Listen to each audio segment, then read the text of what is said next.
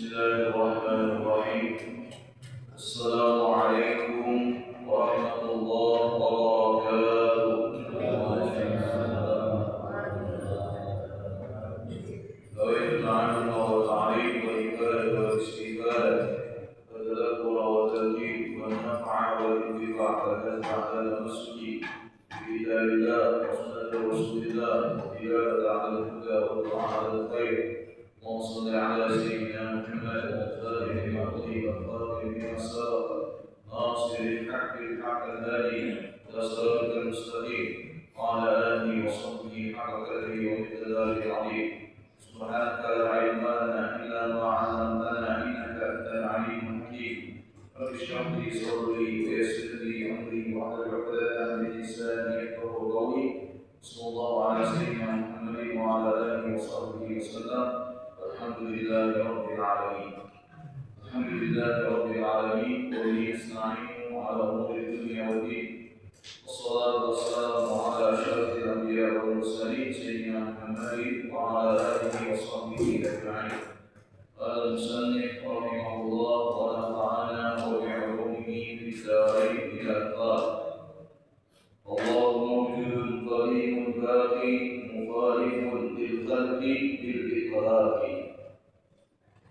مخالف للخلق بالإدراك معنى المخالفة للحوادث di antara sifat Allah Subhanahu wa taala yang wajib untuk kita ketahui alias yang wajib diterima oleh akal adalah mukhalafatun lil hawadits, bahwasanya Allah memiliki sifat yang tidak sama dengan apapun.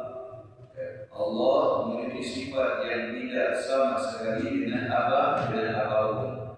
Baik itu dari segi sifat atau dari segi zat. Adamul mumatsalah atau musyabahat lil khalqi, ketidakadaan atau ketiadaan di dalam sifat atau zatnya Allah Subhanahu wa taala yang menyerupai atau yang menyamai kepada apapun. Jadi tidak bisa zatnya Allah atau sifatnya Allah kita serupakan dengan apapun. Ya. Paham ya? Dengan apapun tidak bisa. Ya. Entah itu bayangan, sinar, kemudian sesuatu yang halus barangkali menurut kita, ya, maka tidak bisa kita serupakan dengan Allah Subhanahu wa taala baik dalam hal zat atau dalam hal sifat. Maka apabila kita menyerupakan Allah Subhanahu wa taala dengan apapun, ya, apapun itu, maka sama halnya berarti kita mengatakan atau menganggap Allah itu bukanlah qadim, tetapi Allah itu adalah hadis.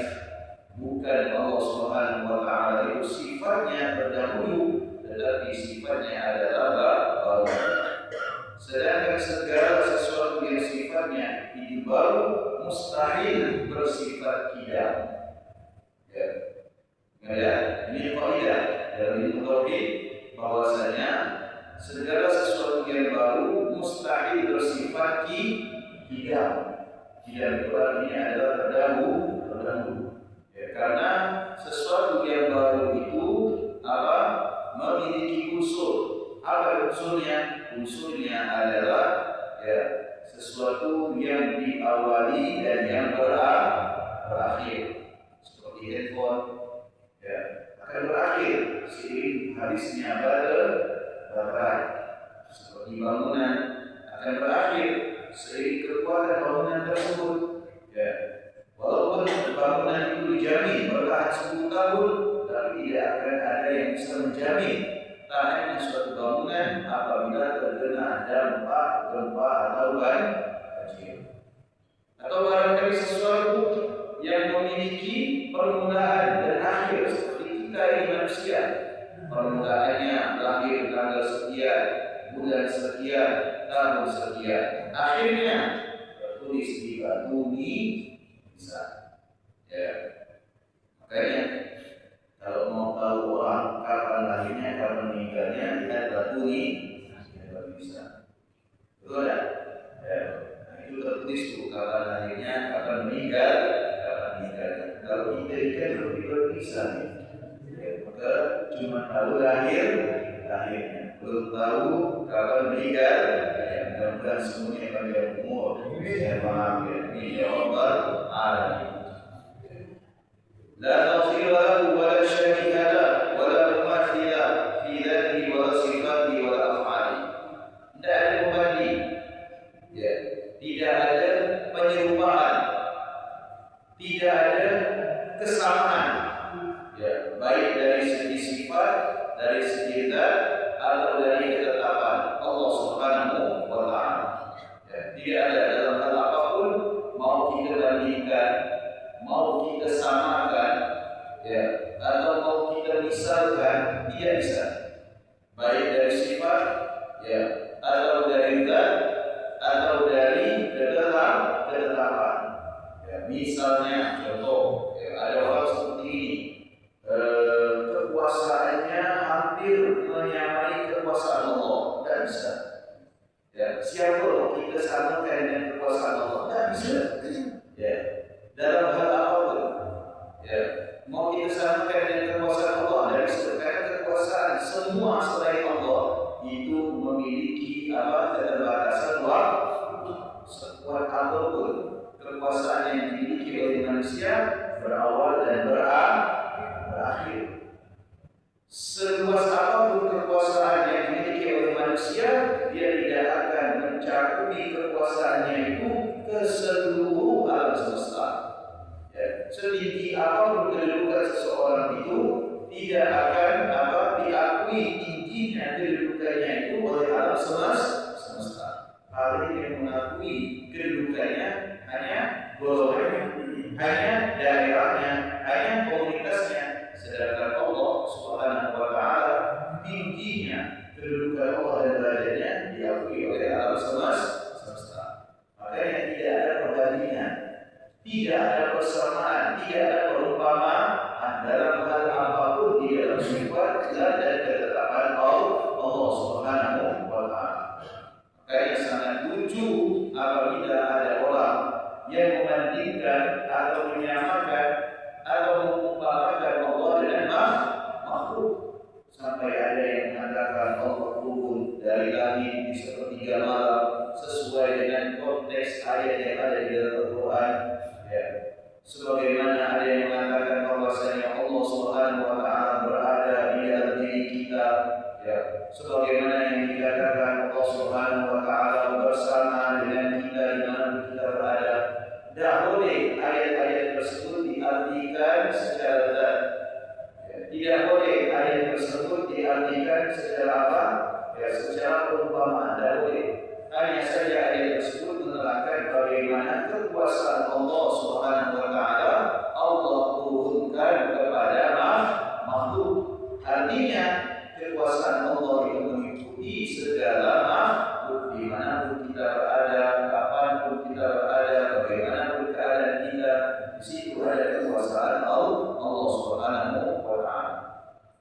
Lalu apa alasan kita tidak boleh membandingkan Allah dengan sesuatu apapun, menyamakan Allah dengan sesuatu apapun, mengumpamakan Allah dengan sesuatu apapun?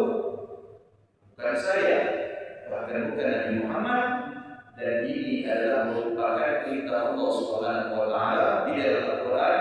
Allah Ta'ala berfirman, A'udzu billahi minasyaitonir rajim, laisa kamitslihi syai'un wa huwas sami'ul basir. Ya, bukanlah Allah Subhanahu wa Ta'ala itu menyerupai apapun.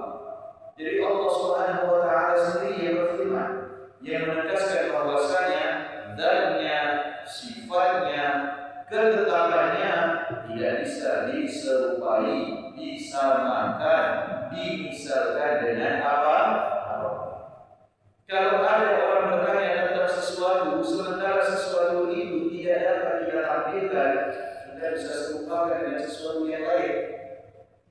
Seperti misalkan kalau orang bertanya, ya apa sih yang namanya WTS atau WTS atau mencari kan? TWS ya, TWS ya, TWS sama saya juga tahu TWS. TWS ini sama dengan headset, betul tak? Sama dengan headset. Kalau dulu tahun 90-an, ya itu biasa ada dipakai untuk Walkman, ya kan? Alat mendengar. Zaman sekarang namanya TWS. Nah, kalau misalnya kita ditanya punya TWS, kita tahu kita apa TWS itu. Ya, kalau kemarin, ya zamannya belum ada yang namanya barangkali juga sosial media itu dikenal dengan yang namanya headset, untuk Walkman, untuk radio, untuk TV dan sebagainya. Nah, orang kalau tidak ngerti akan mudah menjadikan sesuatu yang lain itu sebagai pembanding. Ya, TWS tidak tahu itu headset, headset. Gampang untuk dijadikan pembanding. Orang akan tidak paham. Kalau orang bertanya tentang Allah bagaimana, tidak bisa dibandingkan dengan yang lain. Allah itu seperti ini, seperti bayangan yang tidak boleh. Allah itu seperti sinar cahaya, tidak boleh. Ya. Itu semua tidak boleh ada di dalam zatnya Allah Subhanahu wa Ta'ala. Kalau ada orang yang bertanya, apakah Allah itu ada? Ada.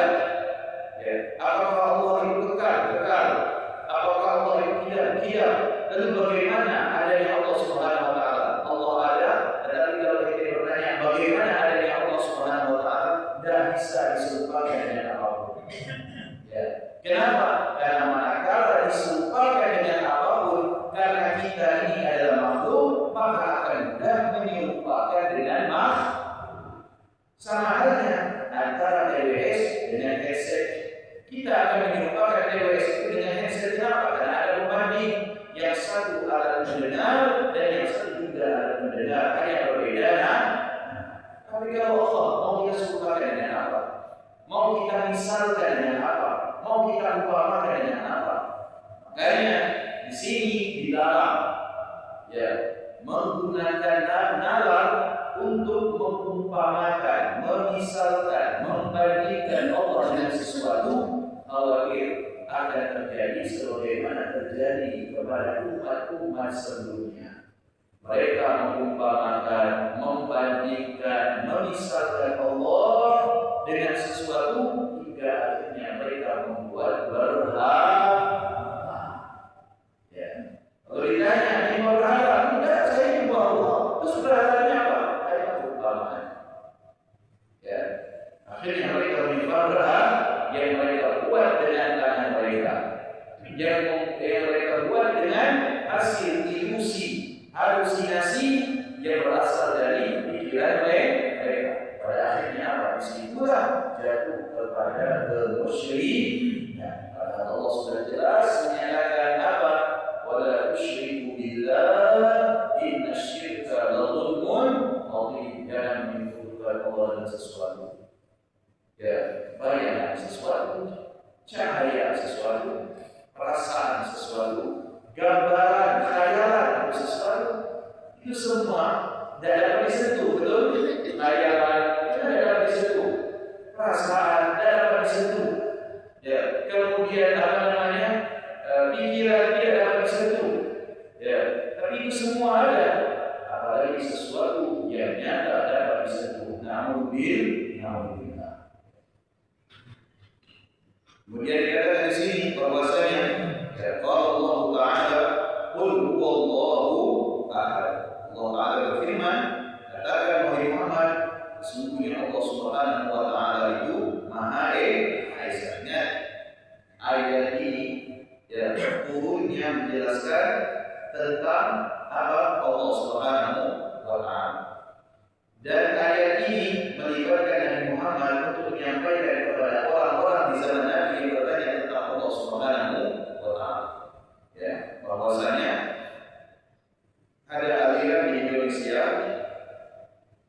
yang menyatakan ayat ini menjelaskan tentang keesaan Nabi Muhammad. Alhamdulillah. Ini ada aliran, yang aliran ini merambah tokoh-tokoh intelektual, tokoh-tokoh akademisi.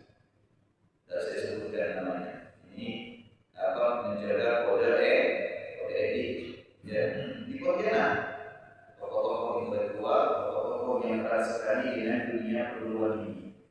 Ya, sekarang ini dari maraknya mereka mengadakan semacam komunitas yang berasal dari Aceh, asal dari Aceh sampai ke Pontianak.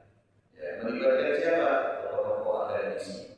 Yang kena nih Pak, yang kena ajaran ini bukan penjual es lembut, bukan tukang tambal ban, bukan tukang beca, bukan tukang jual sayur, tapi para dosen. Para dosen. Mereka menerjemahkan surah Al-Ikhlas ini, itu bukan kembali kepada Allah, tapi kepada Nabi Muhammad. Karena sudah jelas, sudah jelas, di sini kembali kepada Allah. Umumnya di sini kembali kepada Allah di dalam Al-Quran. Wallahu la ilaha illa hu, kembali kepada Allah. La ilaha illa ana, fa'budni, kembali kepada Allah Subhanahu wa ta'ala. Termasuk qul hu wallahu ahad, ini kembali kepada Allah, bukan kembali kepada Nabi Muhammad. Ada ajaran menjelaskan ayat ini bahwasanya ini kembali kepada Nabi Muhammad. Bahwasanya yang kita sembah selama ini ternyata wujudnya zatnya ada di kota suci Madinah. Itu nama Muhammad. Alhamdulillah, ini menyebutkan Allah Subhanahu wa ta'ala dari Muhammad itu makhluk, sementara ayat ini menjelaskan tentang Tuhan yaitu Allah Subhanahu wa ta'ala. Silakan cinta kepada Nabi Muhammad, tapi jangan sampai mengarahkan kita kepada kemusyrikan. Qul huwallahu ahad, jadikan apa? Ini kembali kepada Nabi Muhammad. Padahal tafsirnya jelas, ayat ini turun sebab apa? Sebab orang-orang Yahudi datang kepada Nabi Muhammad bertanya tentang Allah. Maka Allah turunkan ayat ini. Semua ahli tafsir menjelaskan ayat ini turun berkenaan dengan apa? Pertanyaan orang-orang Yahudi kepada Nabi Muhammad tentang Allah. Maka Allah turunkan ayat ini. Sudah jelas. Semua tafsir mengatakan demikian. Qurtubi, apalagi As-Suyuti, Al-Jalalain, Al-Tabari, Ibnu Katsir, As-Sawi, semua tafsir Al-Razi, semua mengatakan seperti itu, menjelaskan seperti itu. Kenapa ada orang yang berani menjelaskan ayat ini bahwasanya itu kembali kepada Nabi Muhammad? Maka seakan-akan apa? Dia mengartikan sesuatu yang bertolak belakang dengan mayoritas tafsir para ahli tafsir. Tapi begitulah Bapak Ibu, yang namanya hidayah itu mahal. Tidak menjamin orang yang tidak berpendidikan itu akan mudah terpengaruh dengan apa akidah yang sesat. Ada kalanya orang-orang yang berpendidikan tinggi malahan mereka itu yang mudah terpengaruh untuk masuk ke dalam aliran sesat. Kenapa? Selama kita merasa aman dengan iman kita, selama itu juga akan mudah iman kita itu tergelincir. Makanya Nabi SAW mengatakan, siapa yang merasa aman dengan iman yang dia miliki, maka akan mudah tergelincir imannya. Akan khawatir mudah tergelincir imannya. Kalau kita merasa aman dengan iman kita, saya yakin, saya tidak akan sesat, saya tidak akan terjerumus, saya tidak akan tertipu, saya akan tidak mudah dirayu, saya tidak akan mudah begini dan sebagainya. Hanya seperti itu, kalau seperti itu akan mudah untuk dirayu. Alhamdulillah. Sudah jelas. Allah ini menjelaskan tentang apa? Sifat Allah. Tidak menjelaskan selain Allah. Ini sudah kita putuskan. Merujuk kepada pendapat mayoritas ahli tafsir dan melihat bagaimana ayat ini diturunkan oleh Allah atau yang disebut dengan asbabun nuzul. Sebab ayat itu sudah jelas dikatakan seperti apa. Ya, tidak boleh lagi kita mengartikan dengan arti yang lain atau mengistilahkan dengan istilah yang lain. Apabila demikian, maka berlaku sabda Nabi, "Man fassara al-Qur'an bi ra'yihi falyatabawwa maq'adahu minan nar." Barang siapa yang mentafsirkan Al-Qur'an dengan pendapatnya, maka bersiap-siaplah dia telah memesan satu tiket, yaitu tiket untuk masuk ke dalam api neraka. Nauzubillah. Wa dhiddul mukhalafah lil hawadits mumathilah lil khalqi wa hadha mustahil. Ya, Allah Subhanahu wa taala memiliki sifat apa? Mukhalafatul lil hawadits. Berbeda dengan makhluk, dengan apapun. Lawannya adalah apa? Mumathilah lil khalqi. Lawan daripada mukhalafatul lil hawadits itu adalah mumathilah lil khalqi, yaitu memiliki kesamaan, kemiripan, keserupaan dengan apapun. Itu lawannya. Jadi kita harus paham, harus ngerti sifat wajib itu punya lawan. Lawan ini daripada sifat wajib adalah sifat yang dituduhkan kepada Allah, dan itu adalah sifat mustahil. Ada lawannya binasa, kekal lawannya sementara. Ya, berdiri sendiri lawannya adalah membutuhkan kepada yang lain. Ketika ada yang mengatakan Allah itu tidak berdiri sendiri, Allah itu memerlukan kepada selainnya, maka wajib kita membantah dengan sifat wajib bagi Allah, yaitu apa? Qiyamuhu binafsihi. Kalau ada orang mengumpamakan Allah dengan sesuatu apapun, bayangan ke, cahaya ke, udara ke, kemudian oksigen ke, saraf, urat dan sebagainya, maka kita berhak, wajib untuk mengcounter kita punya akidah dengan meyakini bahwasanya mukhalafatul lil hawadits. Dari seente mengumpamakan Allah dengan udara, dari seente mengumpamakan Allah dengan cahaya. Tidak boleh. Kenapa? Udara, cahaya, perasaan, khayalan, pikiran dan sebagainya itu semua adalah sesuatu, dan sesuatu itu adalah baru, dan baru adalah merupakan sifat mustahil yang ada di dalam zatnya Allah Subhanahu wa ta'ala. Begitu Pak cara kita memperdalam akidah kita. Kita yang belajar sifat 20, itulah cara kita menambahkan ilmu kita. Jangan pula terpengaruh. Ya, udah belajar saya sifat 20, udah belajar kepada guru ini, belajar kepada guru itu. Dulu Pak Ustaz kami belajar sifat 20, tak pakai lampu, pakai monitor. Ya, kami belajar sifat 20 Pak Ustaz. Ya, itu jauh, berkayu betul kami. Setengah hari kok sampai rumah guru. Tapi belajar sifat 20 menyatakan Allah ada dalam dirinya. Ya, ini namanya bukan belajar sifat 20. Bisa jadi kita pergi belajar sampai sana hidup. Ya, dari awal sampai akhir, aku guru jelaskan tak paham. Bila guru paham, paham guru. Dari selesai. Lalu kita rupanya sampai depan guru cuma numpang hidup.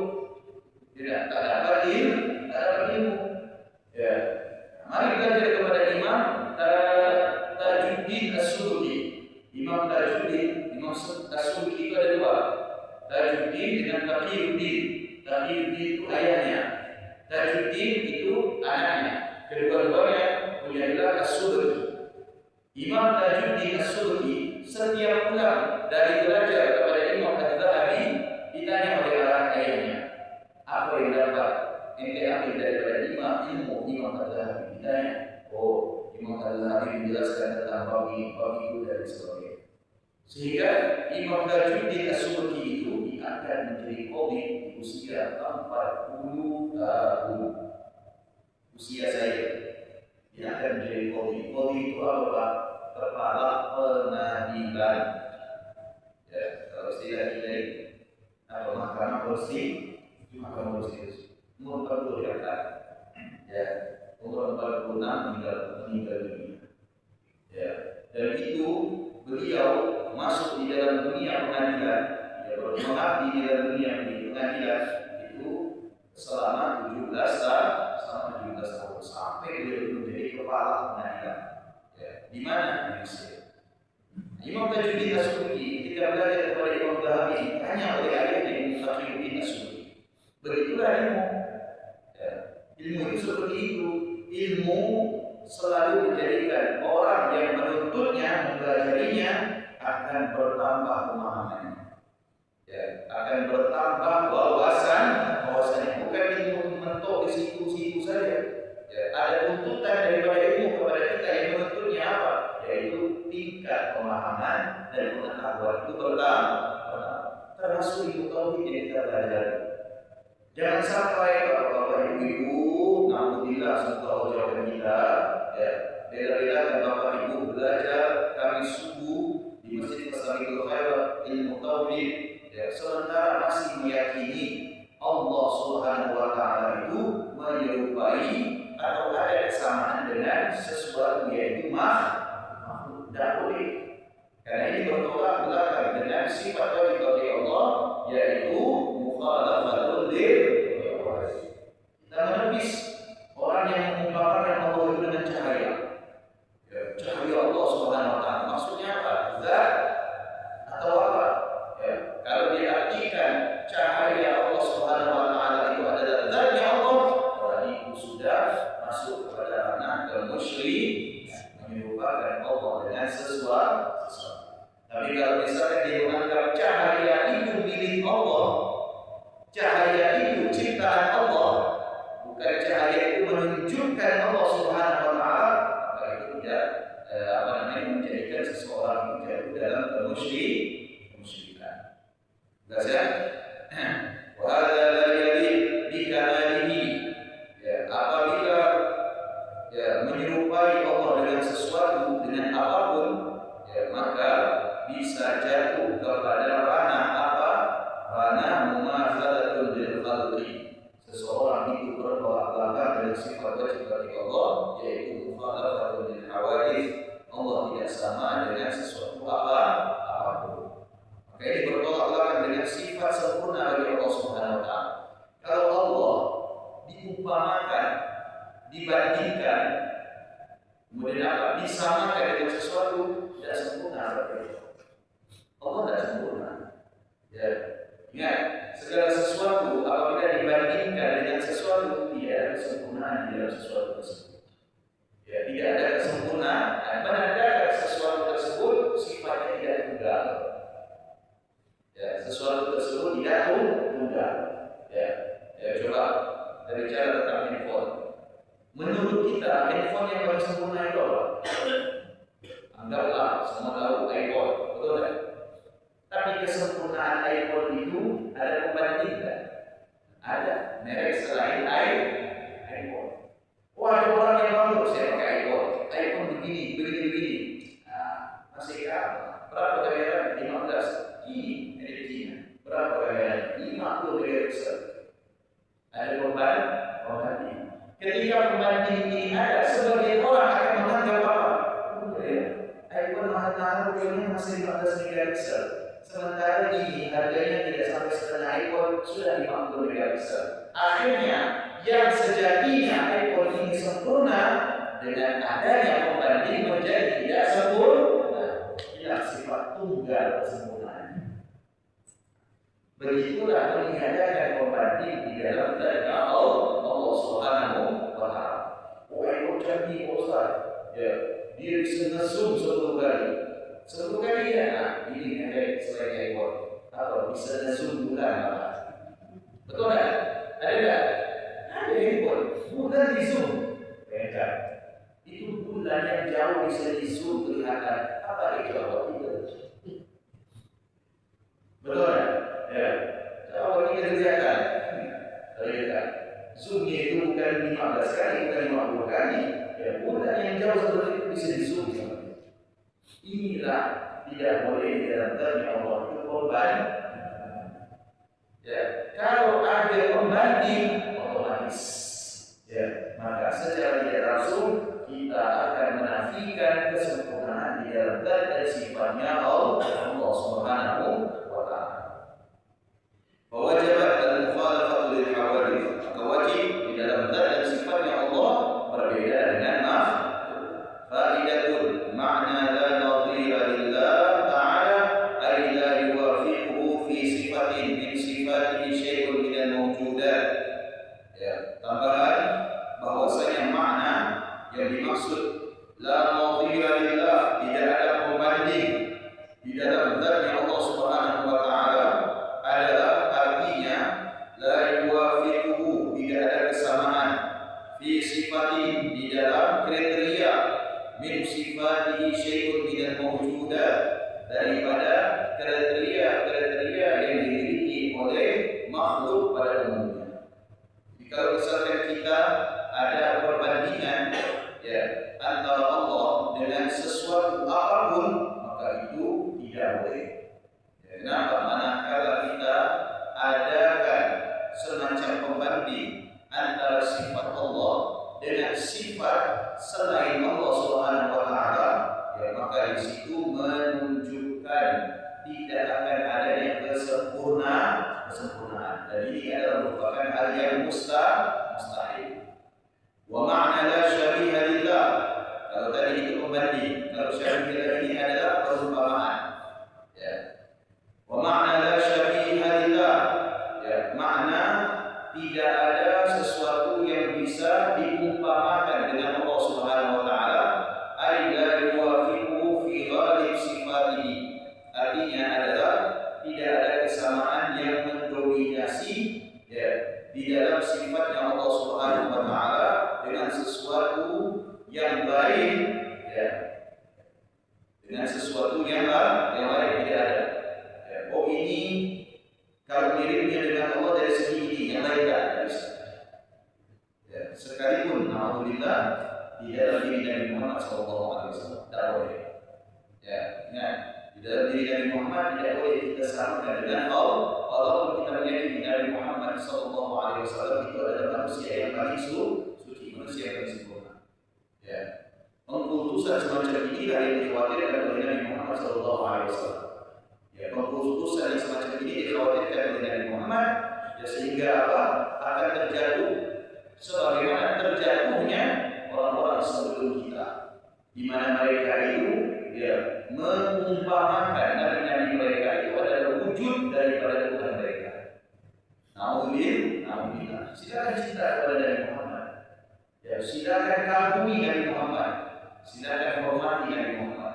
Silakan junjung Nabi Muhammad, puji Nabi Muhammad. Tapi ingat, tidak boleh ada perumpamaan, perbandingan, persamaan antara Nabi Muhammad dengan Allah dalam hal apapun. Oh, Nabi Muhammad itu rahmat, ya, tapi rahmatnya tidak sama dengan Allah. Rahmat memang Nabi Muhammad itu, siapa yang tidak kenal sebagai sosok rahmat di alam semesta ini. Tapi ingat, rahmatnya Nabi Muhammad itu tidak sama dengan rahmatnya Allah Subhanahu wa taala. Tidak boleh kita mengatakan rahmatnya Nabi Muhammad itu adalah merupakan rahmatnya Allah. Tidak boleh. Dan dikatakan rahmatnya Nabi Muhammad itu adalah karunia dari Allah. Dan rahmat yang kita semua ini, yang kita punya rahmat ini, kita sayang sama anak kita, kita sayang sama teman kita, kita sayang sama tetangga kita, adalah merupakan karunia rahmat dari Allah. Tapi kalau kita bandingkan, samakan, tidak sama dengan rahmat Allah. Ya, kenapa? Karena rahmat Allah itu tidak terbatas kepada Allah. Sedangkan rahmatnya makhluk itu terbatas kepada Allah.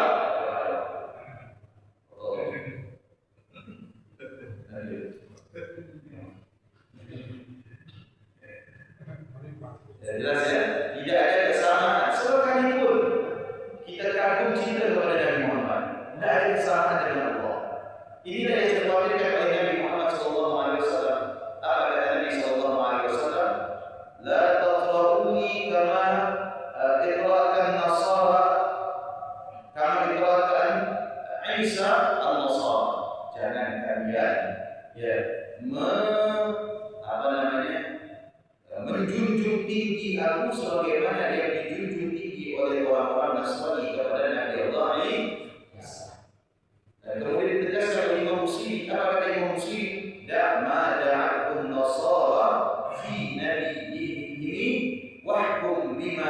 kita ya, tinggalkan apa yang telah dilakukan oleh orang-orang Nasrani kepada nabi mereka. Ya. Dan ya, silakan kalian untuk memuliakan aku sebagaimana kemuliaan yang ada di dalam Quran. Jadi silakan kita memuliakan Nabi Muhammad, tetapi dengan kemuliaan yang memang benar ada di dalam Quran Nabi Muhammad SAW.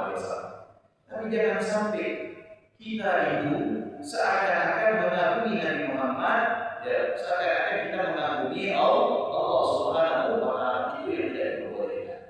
Ya. Makanya wujud Nabi Muhammad itu bukan wujud Allah. Ya, kemuliaan Nabi Muhammad tidak sama dengan kemuliaan Allah Subhanahu wa Ta'ala. Inilah batasan kita dengan Nabi Muhammad dan batasan kita dengan Allah Subhanahu wa Ta'ala.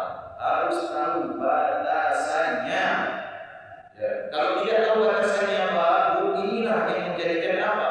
Menjadikan kita itu terjerumus bagaimana terjerumusnya umat-umat sebelum kita kepada Nabi mereka, sehingga dikatakan oleh Allah di dalam Al-Quran. Apa kata Allah?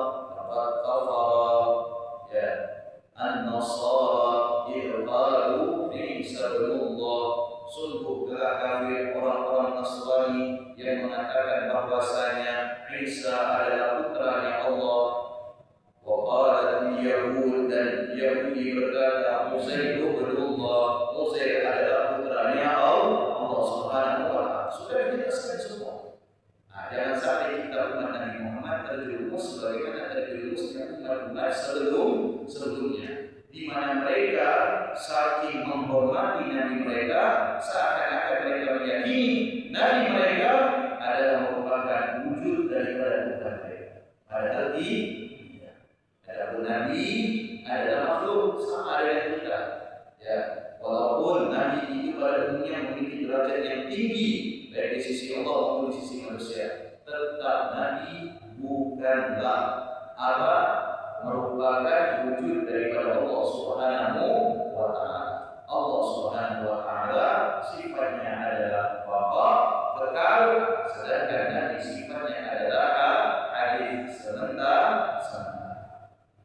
Wa ma'na la mumatsila lillah, dan makna la mumatsila artinya tidak ada kesamaan, ay la yuwafiqu fi jami'i sifatihi, tidak ada kesamaan di dalam keseluruhan sifatnya Allah dengan apapun. Tidak ada. Kalau saya contohkan tadi antara iPhone dengan merek lain, ada kesamaan dari sisi kamera, kesamaan dari sisi zoom, kesamaan dari sisi video, kesamaan dari sisi kualitas, ada kesamaan. Kalau beda merek, sama-sama bisa telepon, sama-sama bisa memfoto, betul tak? Makanya ada istilah orang atau di HP mahal, sama dia lah, yang penting bisa dipakai buat ya, yang mahal bisa foto, yang murah pun bisa foto, betul? Yang mahal bisa rekam, yang murah pun bisa rekam. Yang mahal bisa akses, yang murah pun bisa akses. Ini yang dimaksud dengan kesamaan. Dalam dunia Allah tidak boleh. Ya, itu kesamaan dengan Allah. Sama dari segi apa? Oh, dari segi kuat, dari segi kekuasaan, dari segi kemuliaan, tidak boleh. Ya, kenapa? Karena ketika seseorang itu menyamakan Allah dengan apapun, disitulah jatuh kepada kemusyrikan. Qala Imam Ali radhiyallahu anhu, dalam hal ini Sayyidina Ali bin Abi Thalib mengatakan di dalam haknya Allah, innahu la tudrikuhu syawahid. Ya, sesungguhnya Allah Subhanahu wa Ta'ala tidak bisa dicapai dengan indera apapun. Ya. Imam Ali mengatakan sesungguhnya Allah tidak bisa dicapai dengan indera apapun, mata, pendengaran, penciuman, tidak bisa. Mencapai apa? Dalam dirinya Allah dengan panca indera kita tidak bisa. Panca indera ini tidak mesti dilihat. Ya, dipikir juga dengan panca indera. Memikirkan dirinya Allah tidak akan mencapai, tidak akan sanggup. Karena akal kita ini terbatas. Betul tidak? Akal kita ini terbatas. Saking terbatasnya Pak. Kalau dalam hal perkalian, maka mengetahui jumlah dari perkalian. Satu kali satu masih bisa jawab, satu kali dua masih bisa jawab. Begitu kena 1 juta bagi 1000, 1 miliar bagi 100, nah mulai dia tahu-tahu menunjukkan akal kita terbatas. Betul tak? Tapi kalau akal kita yang terbatas ini mencoba untuk menjangkau dan yang Allah Subhanahu wa taala yang maha itu tidak akan bisa. Ya, tidak akan bisa. Karena sesuatu yang besar dipaksa untuk masuk ke dalam sesuatu yang kecil, tidak bisa. Sesuatu yang besar dipaksa untuk diterima oleh sesuatu yang kecil, tidak akan bisa.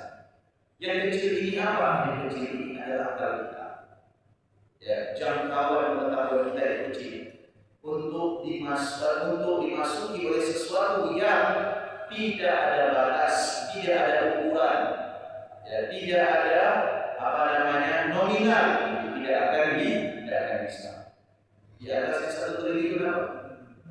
Ada tak? Tidak ada kan? Ya, tidak bisa dijangkau oleh akal kita. 1 triliun dibagi 1 miliar. Mana pula? Ya, bisa jawab kita tidak. Menandakan bahwasanya akal kita itu memiliki kemampuan terbang. Di sini hikmahnya Bapak Ibu. Ya, kenapa? Tidak bisa dipaksakan akal kita ini. Kalau coba dipaksakan akal kita ini, maka apa? Akal kita ini akan menghasilkan sesuatu yang tidak kita ingin hasilkan. Sama dengan error. Dipaksakan akal kita ini untuk mengetahui zatnya Allah. Ya, dipaksakan akal kita ini untuk mengetahui bagaimana Allah Subhanahu wa taala bentuknya dan sebagainya. Ada akhirnya error. Kalau sudah error, apa yang terjadi? Ngomong soal, ceramah soal, kan ada seperti itu kan? Ada. Saya punya teman Bapak Ibu, senior saya di pondok. Ya, suka berbicara tentang Ketuhanan. Jadi Allah itu begini. Ngomongnya Masya Allah biasa. Ujung-ujungnya Bapak Ibu, begitu kita nak balik ke pondok pakai kapal, ya datang dia, lagi duduk nama Boki, ya kan, ombak besar. Begitu nama Boki ngomong kepada dia kapalnya ada 5 besar, nyakit orang. Ya kan, akal dan anda, tiap hari berbicara tentang zatnya Allah. Allah itu kekuasaannya meliputi ini. Sampai hari ngomong itu, tidak ngomong lain. Ya, ujung-ujungnya ngomong kita tengah mabuk ini, kita tengah bukti raya, ya kan, duduklah kita di ruang resepsionis itu, mabuk. Kalau balik tiket dek, mabuk kita. Ada ruang resepsionis itu kan tidak bau, balik dek bau. Itu kata dulu, tidak tahu kalau sekarang ya, masih bau atau tidak. Karena biasanya kapal itu bau yang dijahit tadi dia mabuk. Ya, langsung dia sebelum kapal itu banyak, bau yang dijahit tidak mabuk. Ya, nama Boki tadi ngomong dia, Tuhan itu begini. Allah ini. Ya, ujung-ujungnya ngomong di dalam kapal ini ada harimau besar. Cuma harimau bisa naik kapal. Ya, ujung-ujungnya apa? Hari itu pokok diambil sama dia, bukan dibuang sampah. Di mana dibuang pokok? Ada stiker. Di kapal itu kan ada stiker seperti memberitahuan ya. Stiker itu dilepas sama dia, pokok itu simpan di situ. Ini nampak itu sama dengan error. Ya, jadi memang tidak bisa. Kalau ada orang yang memaksakan kehendaknya untuk bertanya tentang zat Allah dan memaksakan kita itu tidak sama dengan apa yang dibayangkan dari. Kalau bertanya lagi, kalau tidak sama itu bagaimana kita mencerna, bagaimana kita mengistilahkan? Oh, tidak sama ide ya. Kalau kita mengikuti terbawa, ya ujung-ujungnya dia error, kita juga error. Cocok lah ya, betul kan? Ya udah ada satu korban, kita jadi korban berikut. Betul kan? Memang tidak perlu dibahas secara detail. Kenapa Bapak Ibu? Karena ini memang akal yang Allah berikan kepada kita. Allah ciptakan segala sesuatu yang kita miliki ada batasannya. Jadi jangan terlalu berlebihan di dalam kita itu memahami hakikat kemanusiaan yang ada di dalam diri kita. Ingat, ya, setinggi apapun kemampuan kita berpikir pasti ada batasannya. Seluas apapun pengetahuan kita tentang sesuatu pasti ada batasnya. Istilah orang lain ada senggannya. Ya, ini kita matematika pasti ada senggannya. Ini kita fisika pasti ada senggannya, betul?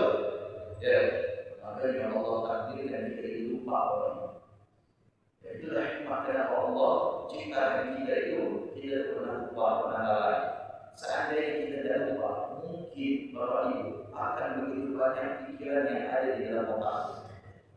Pada akhirnya menjadikan kita sakit. Ya, kita banyak pikiran itu sakit ya? Bisa. Ya, banyak pikiran bisa sakit. Allah jadikan lupa. Ya, lupa itu mengurangi pemikiran kita, betul tak? Mengurangi kapasitas yang berlebihan. Lupa itu, lalai, khilaf. Ya, itu akan mengurangi daya tampung pikiran kita yang telah melebihi kapasitas. Bersyukur kita Allah jadikan lupa. Tapi jangan buka lupa ini jadikan alasan. Ya, selalu dijadikan alasan untuk membenarkan kesalahan kita jauh. Jelas ya? Jadi dalam ranah Allah Subhanahu wa taala itu ada batasan. Bukan kita itu disuruh, diperintahkan untuk memikirkan seluas-luasnya. Tidak boleh, ada batasannya. Batasan ini sebenarnya menjadikan kita itu justru selamat. Ya, menjadikan kita itu justru selamat. Ya, kalau tidak ada batasan ini khawatir apa? Kita akan cenderung menjadikan diri kita itu apa? Celaka. Naudzubillah. Wala tahmidil masyahid. Kata Imam Ali, sesungguhnya Allah tidak bisa dicapai dengan panca indera dan tidak diikuti dengan pemandangan. Ya, tidak diikuti dengan pemandangan. Kadang-kadang kita melihat sesuatu kita kagum. Ya, tapi ingat kekaguman kita itu hanya meliputi kepada apa? Pandangan yang memiliki batasan. Kalau kita pergi ke luar, kita akan kagum dengan gedungnya, betul? Gedung tertinggi senia misalkan. Tapi kagumnya kita kepada tingginya tower itu memiliki batasan tak? Iya, ada batasan. Akhirnya kita dikasih tahu itu tingginya 1 kilo kurang 2 meter. Oh, 2 meter kurang 1 kilo. Iya. Oh, tingginya cuma 1 kilo kurang 2 meter. Ya, ada batasan. Ukuran itu yang menjadi batasan. Ketika kita mengetahui ya kekaguman kita terhadap gedung tertinggi di dunia itu ternyata ada batasan, maka pengetahuan kita terhadap gedung tersebut terbatas. Ya, akan terbatas. Sementara kata Imam Ali, la tahwihil masyahid. Tidak bisa. Dan yang Allah itu diliputi dengan pemandangan apapun. Kalau misalkan kita melihat dunia ini yang seperti ini, lalu kita menganggap bahwasanya Allah juga seperti semesta alam ini, tidak bisa seperti itu. Kenapa? Karena ada yang lebih besar daripada alam dunia. Walau tawafun nawatir, dan tidak dapat dilihat dengan apa? Dengan alat apapun. Kalau bukan yang kita lihat jauh itu bisa kita lihat dekat. Ukurannya, dimensinya itu memerlukan yang namanya alat. Alat itu disebut dengan teleskop. Betul kan? Ya. Kalau kita nak mencari Allah, nak mengetahui Allah, bagaimana bentuknya Allah dengan alat canggih apa tidak akan bisa. Ya, tidak akan bisa. Wala tuqimu sawadir, dan tidak terhalang dengan apapun yang menjadi penghalang orang. Ketika ingin tahu Allah Subhanahu wa taala, maka tidak akan terhalang dengan apapun. Seperti misalkan kita meyakini Allah Subhanahu wa taala, walaupun secara panca indera tidak bisa kita lihat, tetapi keyakinan kita kepada Allah tidak akan terhalang. Sudah tahu Tuhan yang tidak dapat dilihat, tidak dapat terdeteksi, masa masih disembah? Nah, artinya di sini bahwasanya deteksi melihat dengan panca indera tidak menjadi penghalang kita untuk meyakini adanya Allah. Tidak menjadi penghalang kita untuk mengimani Allah. Bahwasanya untuk mengimani Allah tidak memerlukan yang namanya Allah. Kalau memerlukan yang namanya Allah, berarti yang punya Allah yang beriman kepada Allah. Yang tidak punya Allah tidak bisa beriman kepada Allah. Dan ini mustahil. Sedangkan Allah Subhanahu wa taala itu Maha ada. La bihi 'azmin tanahat bihi al-ghayat fa'azam minhu tajsidan. Sesungguhnya Allah Subhanahu wa taala tidak bisa dibatasi dengan ukuran tertentu. Sehingga ketika dibatasi dengan ukuran tertentu, maka akan ada istilah penghabisan. Seperti masjid ini, bangunannya itu habisnya sampai di mana? Sampai di situ. Setelah itu bukan masjid. Berarti di sini ada batasan. Ada yang masjid ini memiliki ukuran, ada yang ukuran itu menunjukkan adanya batasan. Sedangkan Allah Subhanahu wa taala tidak demikian. La bidikibrin ibtadat bihi nihayah faqad daradu tajsiman. Dan tidak memiliki yang namanya luas, karena luas itu memiliki ukuran. Sehingga seluas apapun maka ukuran itu yang menjadi patokan, dan ketika sudah diketahui ukurannya maka akan diketahui sampai di mana luasnya. Sedangkan di dalam zat Allah Subhanahu wa taala, di dalam sifatnya, di dalam ketetapannya, luasnya itu tidak memiliki ukuran.